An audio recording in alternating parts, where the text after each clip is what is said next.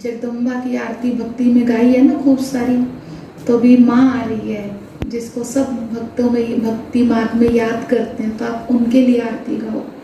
तो जगदीश भाई सब कहने लगे कुछ इतने वर्ष हो गए थे, जो कुछ भी था पीछे का उसको एकदम से फिर से वो भावनाएं मम्मा के आगे व्यक्त करवाई। तो बाबा इस तरह से बच्चों के मन में मम्मा के लिए बहुत रिगार्ड भी रखा करते थे।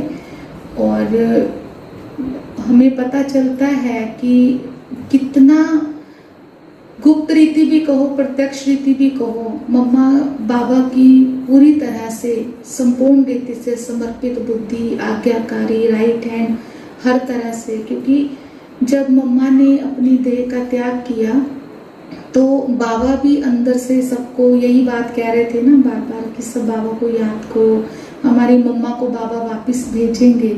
लेकिन बाबा ने कैसे खुद को भी और सबको भी संभाला कि जब तक मम्मा के पार्थिव शरीर को शमशान में लेके जाया जा रहा था तब तक भी बाबा बच्चों को प्रोत्साहन दे रहे थे। लेकिन फिर भी मम्मा का जो अभाव है वो तो यज्ञ में पूरा रहा ही, और आज भी हम सब महसूस करते हैं।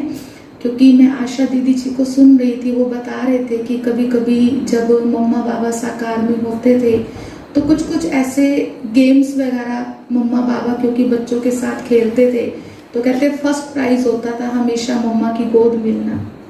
मान लीजिए कोई बैडमिंटन खेल रहा है या फिर कुछ और जो जीत गया उसको पहला प्राइज क्या मिलेगा, मम्मा की गोद मिलेगी। जो दूसरा प्राइज होता था वो होता था मम्मा के हाथ से टोली मिलेगी। तो बड़ी अलौकिक रीति से जो है वो सब साकार में ये सारी विधि जो है वो अपनाई जाती थी। और मम्मा कभी भी कहीं भी सेवा पर जाते थे तो जितने दिन बाहर गए और जिस दिन वापस आए, जो उनकी रूटीन की ड्यूटीज होती थी मम्मा उसी दिन आकर के उसको संभालते थे। जैसे कि मम्मा प्रतिदिन बच्चों की कचहरी लगाया करते थे।